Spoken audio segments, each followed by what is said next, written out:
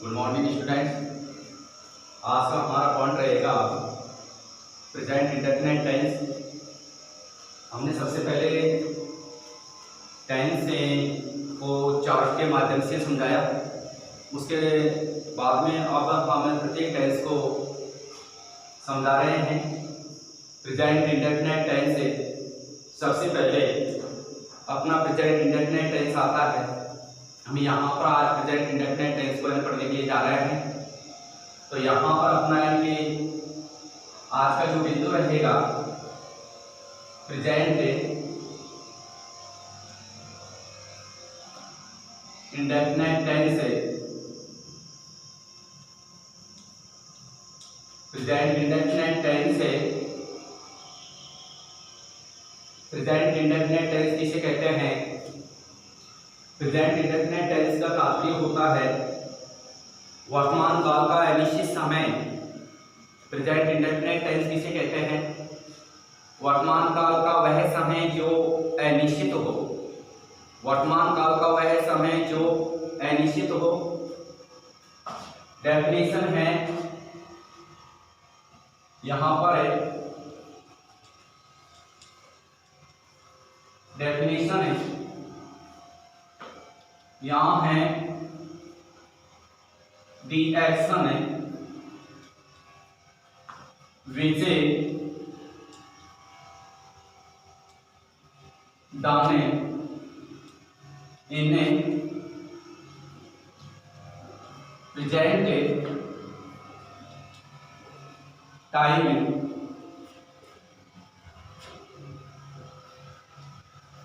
but does not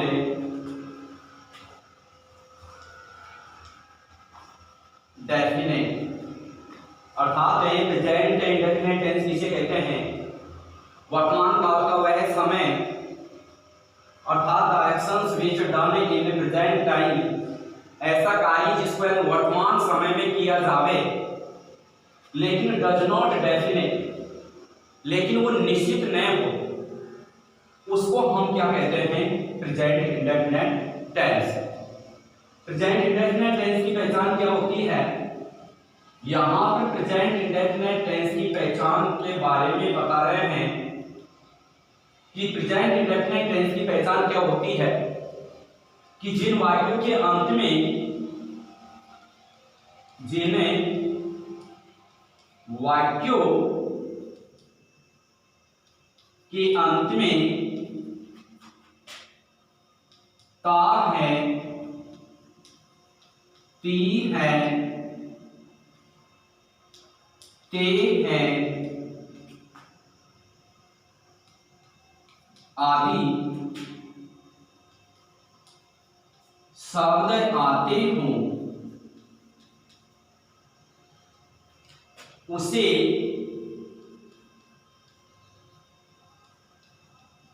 present indefinite tense से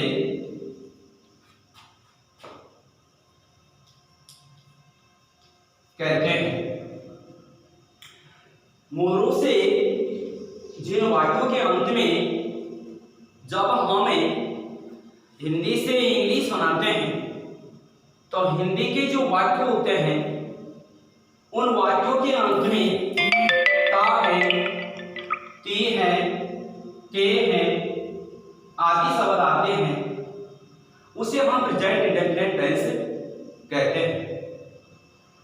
present indefinite tense की ये तो है पहचान। उसके बाद में इसके जो नेम है, नेम क्या होते हैं? जैसे यहां पर नेम नंबर 1 है। नेम नंबर 1 यह है इस टेंस में सिंगुलर सब्जेक्ट के साथ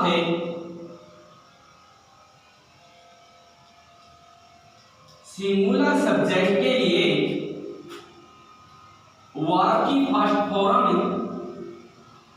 प्लस एस या ईएस का यूज करते हैं तथा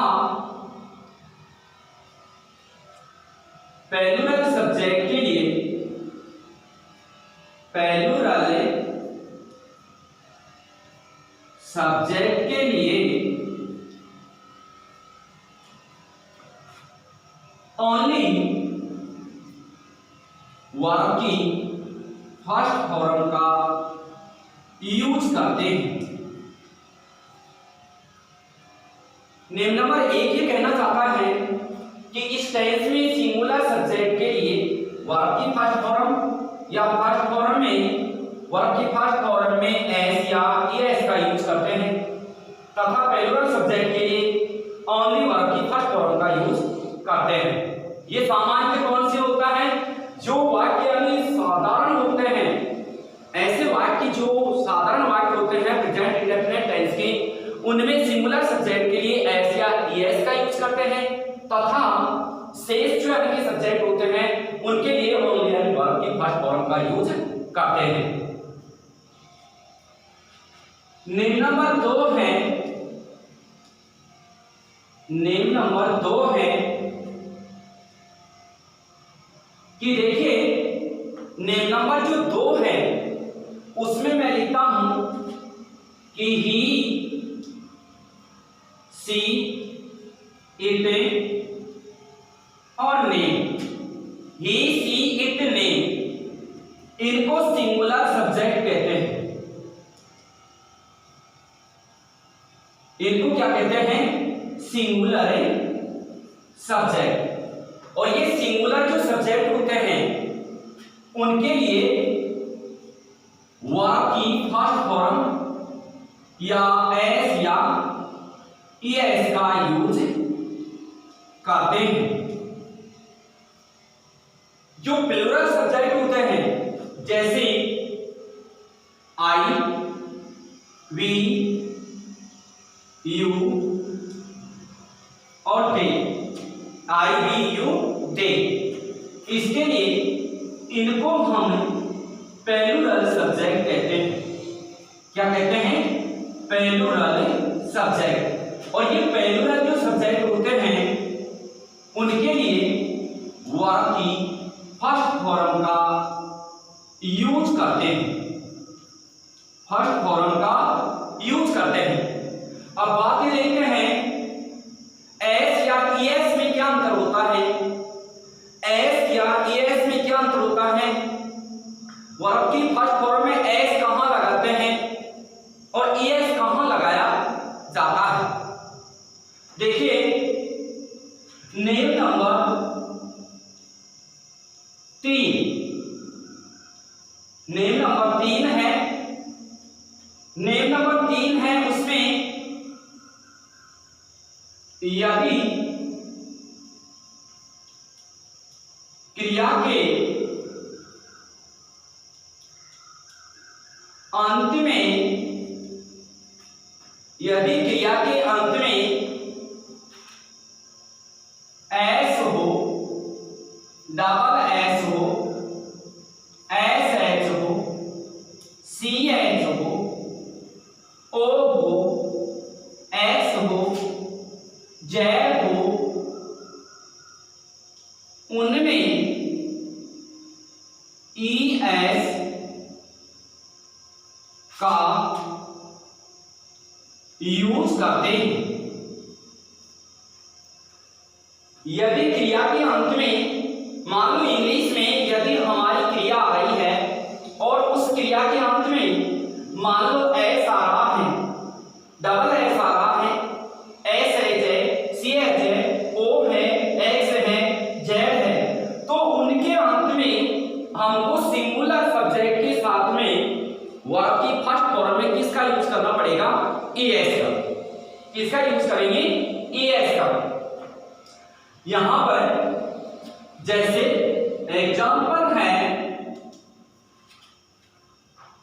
P U L I S S, अगर सिंगुलर सब्जेक्ट है और सिंगुलर सब्जेक्ट में अगर हमारी वर्ब के अंत में एस एच आ रहा है तो ऐसी क्रियाओं में हमको किसका यूज करना पड़ेगा, ES का। किसका यूज करेंगे, ES का नाम से यूज करेंगे। आगे है मिस, एग्जाम्पल है मिस, तो मिस के लिए एम यानी मिसेज यहां पर ES का यूज करेंगे।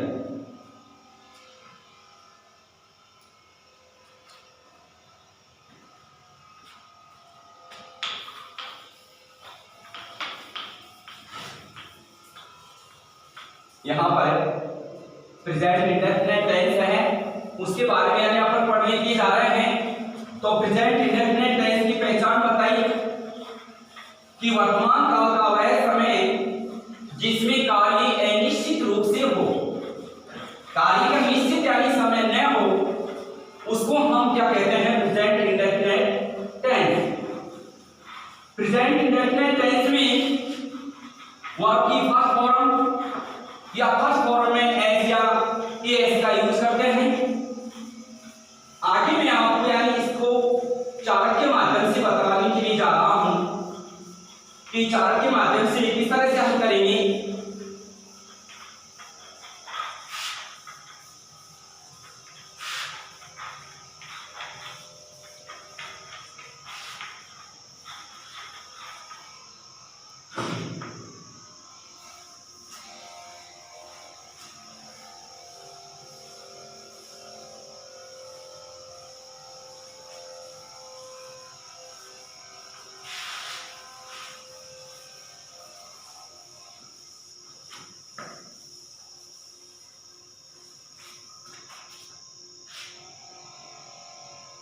हाँ देखिए चार्ट है, चार्ट के माध्यम से हम इसको यार किस तरह से हल करेंगे।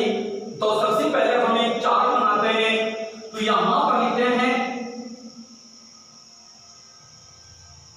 ये चार्ट है, यानी यहां चार्ट बनाने के लिए जा रहे हैं। तो सबसे पहले जैसे यहां पर जो वाक्य होते हैं, वाक्य कितने प्रकार के होते हैं, वाक्यों के अकॉर्डिंग हम यहां पर प्रेजेंट टेंस का वर्णन करने के लिए जा रहे हैं। तो सबसे पहले आता है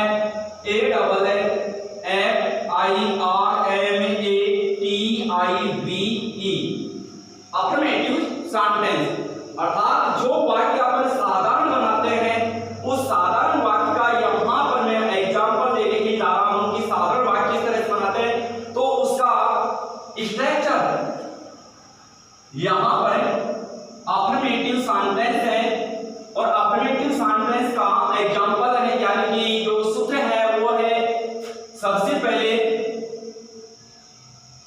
सब्जेक्ट है, उसके बाद में वर्ब है या वर्ब में एस या ईएस है, प्लस उसके बाद में ऑब्जेक्ट है, ऑब्जेक्ट ईटीसी। तो ये अफर्मेटिव सेंटेंस का फॉर्मूला है कि सबसे पहले यानी सब्जेक्ट रखते हैं, सब्जेक्ट के बाद में वर्ब की फर्स्ट फॉर्म या फर्स्ट फॉर्म में एस या ईएस लगाते हैं, फिर उसके बाद में आता है ऑब्जेक्ट प्लस ईटीसी यानी इत्यादि। आगे देखिए जो एग्जांपल है, जैसे एग्जांपल यहां पर है, एग्जांपल्स हैं I read a book, I read a book.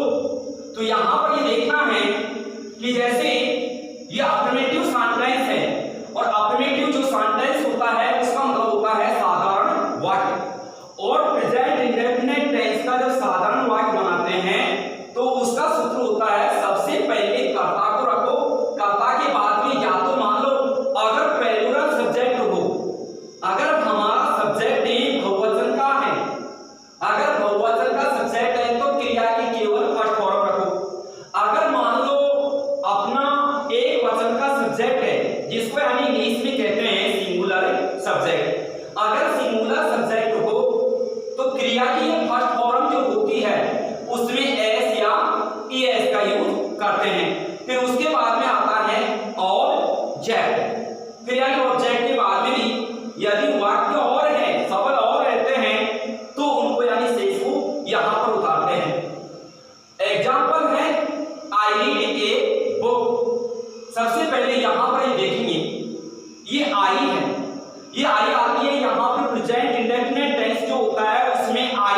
है वो किसके साथ में होती है, प्लूरल सब्जेक्ट के लिए। तो प्लूरल सब्जेक्ट के लिए यहां पर हमने केवल यानी वर्ब की कौन सी फॉर्म का यूज किया है, केवल यानी वर्ब की फर्स्ट फॉर्म, क्योंकि यहां पर सब्जेक्ट क्या है, प्लूरल। अगर प्लूरल सब्जेक्ट है तो वर्ब भी किसकी आएगी, प्लूरल की। उसके बाद में ऑब्जेक्ट यानी शेष क्या है, ए बुक। तो ये कौन सा वाक्य हो गया, प्रेजेंट इंडेफिनिट टेंस का अफर्मेटिव सेंटेंस। उसके बाद में चलते हैं,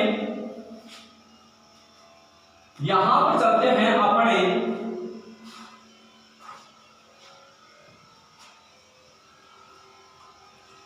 नेगेटिव सेंटेंस।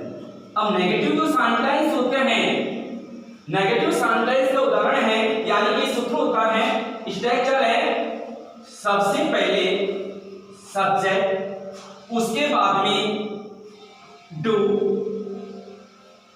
नॉट या does not plus object sorry verb की फर्स्ट फॉर्म प्लस ऑब्जेक्ट। जैसे इसी एग्जांपल को लेते हैं, आई रीड ए बुक, तो यहां पर है ये प्लूरल सब्जेक्ट है, आई के साथ में do not read a book. यहां पर है नेगेटिव सेंटेंस यानी प्रेजेंट इंडेफिनिट टेंस का कौन सा वाक्य हो गया, नेगेटिव सेंटेंस। और नेगेटिव जो सेंटेंस होता है उसमें सब्जेक्ट है, अगर मान लो प्लूरल सब्जेक्ट है तो प्लूरल सब्जेक्ट के लिए डू नॉट का यूज करते हैं।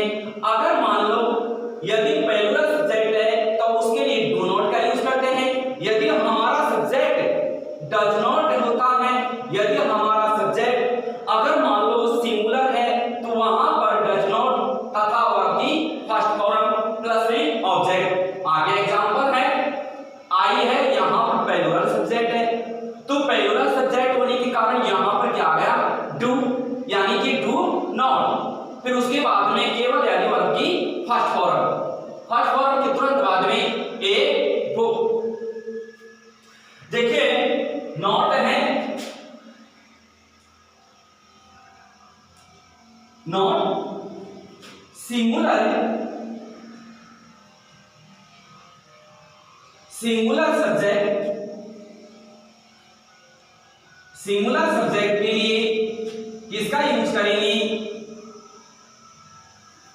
सिंगुलर सब्जेक्ट के लिए डज नॉट, किसका यूज करेंगे, डज नॉट का। सिंगुलर सब्जेक्ट के लिए does not,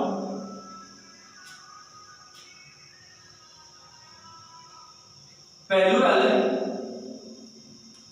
subject, plural subject के लिए हेल्पिंग वर्ब किसका यूज करेंगे, डू नॉट। ये क्या है, ये दोनों हैं डज नॉट और डू नॉट।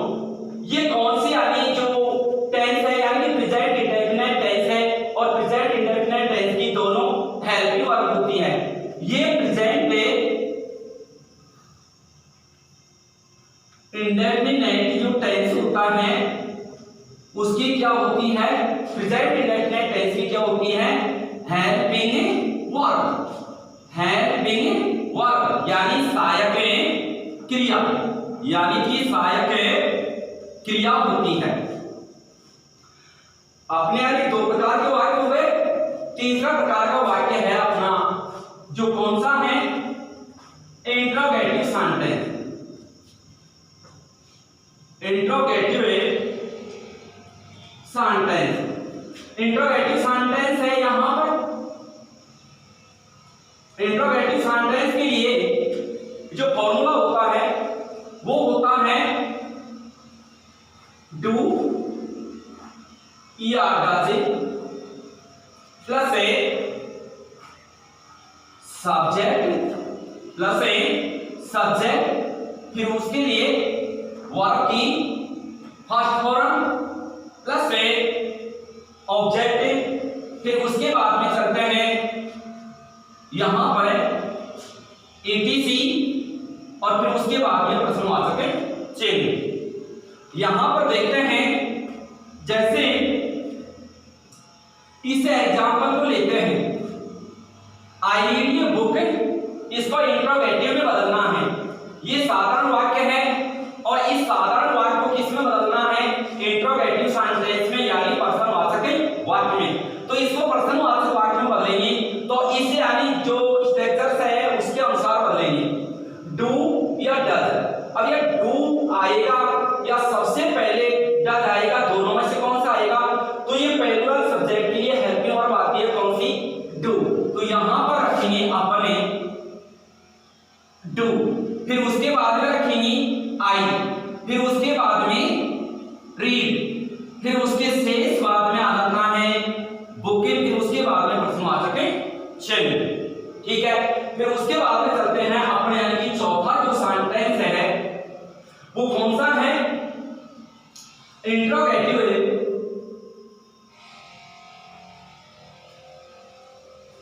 इंट्रोगेटिव है और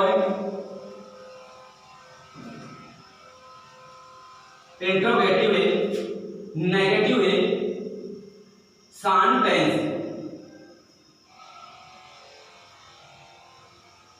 सेंटेंस तो यहां पर इसका यानी फॉर्मेट है कि डू या डजे, डू या डजे। उसके बाद में आते हैं सब्जेक्ट, नॉट प्लस वर्ब की फर्स्ट फॉर्म प्लस से ऑब्जेक्ट प्लस से etc प्रश्नवाचक चिन्ह। ठीक है, अब चलते हैं अपने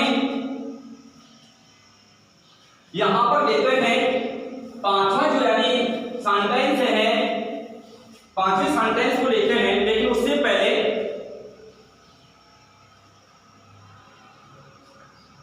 यहां पर लेते हैं हमें एग्जांपल इंट्रोगेटिव नेगेटिव सेंटेंस का जो एग्जांपल है वो इसी को लेते हैं, आई रीड ए बुक, इसको हम यहां पर लेते हैं। तो इसका एग्जांपल हो गया do I not read a book, ये इसी इंट्रोगेटिव और नेगेटिव सेंटेंस का एग्जांपल हो गया। फिर उसके बाद में चलते हैं पांचवें पर, पांचवा यानी जो अपना सेंटेंस है वो पांचवा सेंटेंस चलेगा यानी WH वर्ड वाला। कौन सा चलता है? WH word. और WH वर्ड के लिए हम किस तरह से स्ट्रक्चर्स तैयार करते हैं? जैसे सबसे पहले WH